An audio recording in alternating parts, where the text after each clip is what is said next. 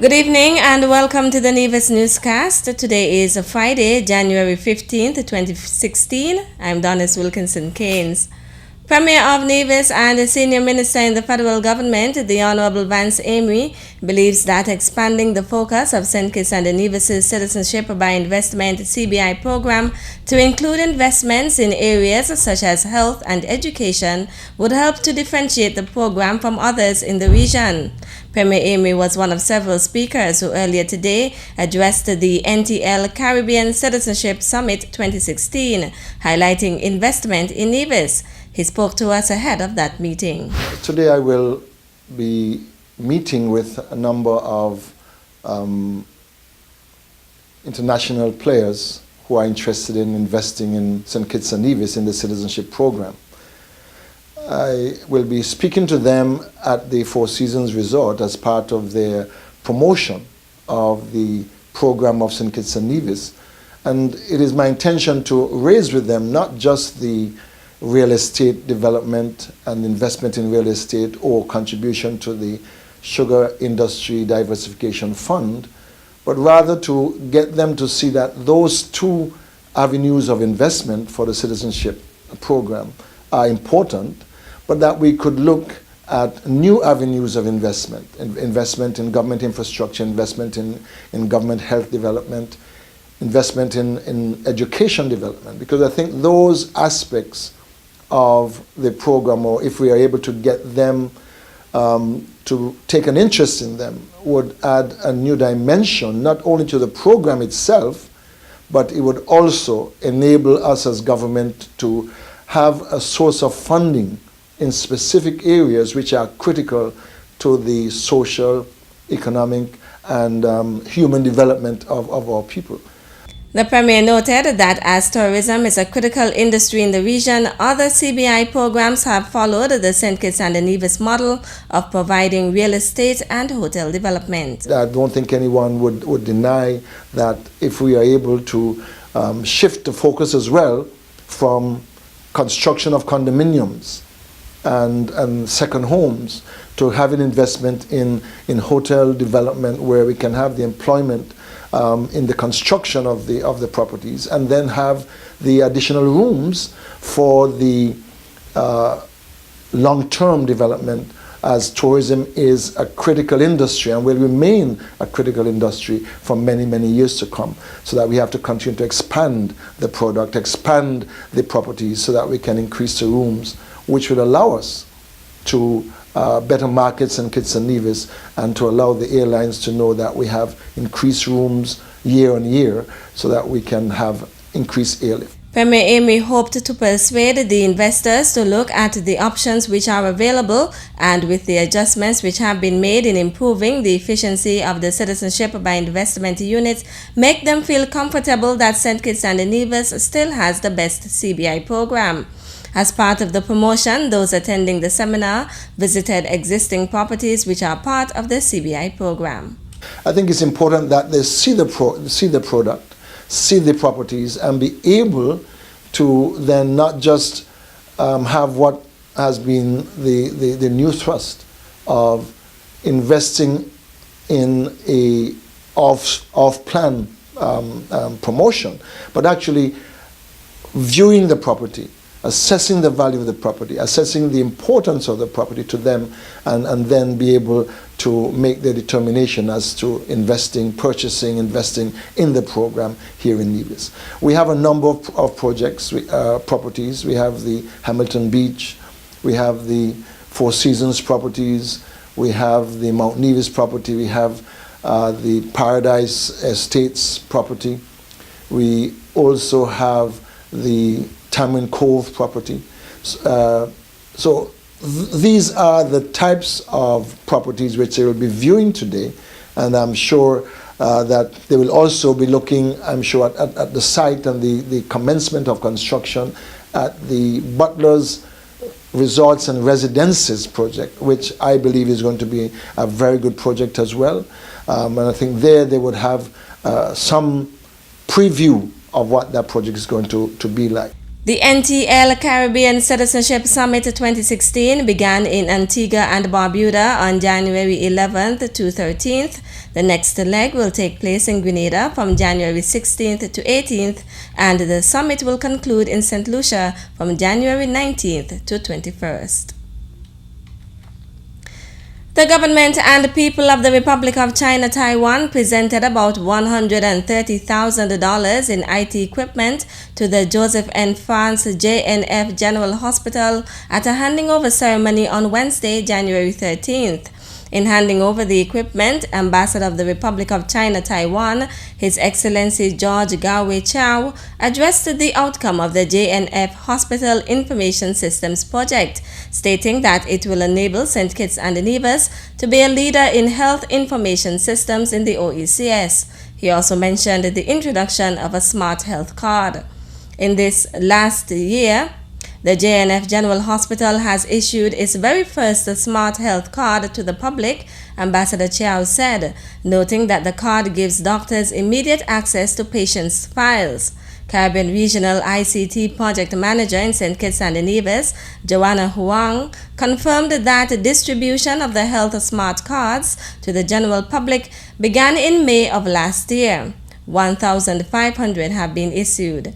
Minister of State with responsibility for health, the Honorable Wendy Phipps, thanked the Republic of China Taiwan, outlining that the contribution includes 38 Acer desktop computers, 4 Microsoft Service Pro tablets, as well as 1 multi-purpose HP printer, along with other accessories. Meantime, Minister of Health, the Honorable Eugene Hamilton, in thanking the Republic of China Taiwan, said there is no greater friend for our still young nation than the government and the people of Taiwan. Minister Hamilton said the health system must move with a few paper trails to an electronic platform to better handle the increasing volume of generated data in the health system, as well as to satisfy the data needs of bona fide customers. He said in an era of high population concentration, the internet and the smartphone technology, the public health sector must become part and parcel of the information age and the e-government agenda. The Honorable Vincent Byron, who serves as Minister of Communications, under which the Department of Technology falls, also expressed gratitude for the donation, noting that it forms part of the Taiwanese International Cooperation and Development Fund. The National ICT Development Partnership was formalized via the ICT Cooperation Agreement of 2013 to 2018, which is the wider framework that supports the JNF Hospital Information Systems project. The primary purpose of the project is to enhance public health analysis and knowledge management via the provision of a full-service hospital information service system, Minister Byron said. Still to come, the details after this break. Hey, you know it's your groovy soca monarch king, your boy Speedy, and I'm here with the Inland Revenue Department, and I love my side dish. And guess what? I also love Nevis too. And as a responsible taxpayer, your tax dollars help to build our nation. So I'm here to tell you, pay your taxes on time and be a responsible citizen. And don't get me wrong, it's a serious song. I pay my taxes. Boom!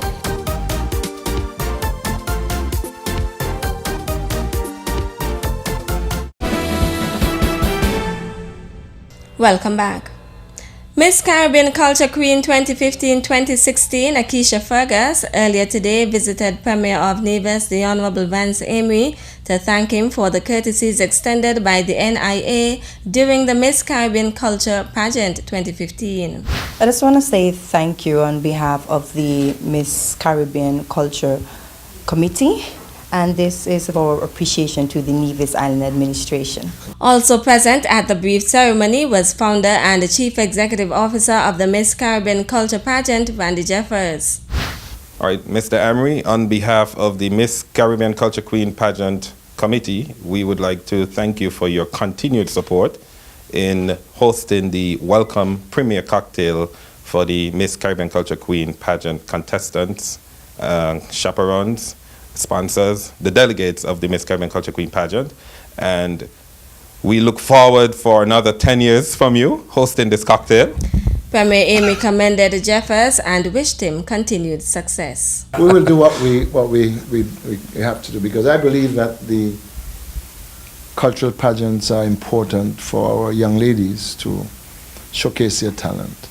I think it's an avenue in which they could demonstrate to their peers, their family, their friends, our country, that there is merit in taking to the stage and that they could achieve good things, if they take their involvement in the pageant seriously. And I want to, as I said, congratulate Akeisha for her wonderful display here in Nevis. I think all of us who saw it thinks it was memorable. The 10th edition of the Miss Caribbean Culture Pageant took place in August as part of the Nevis Culturama Festival activities.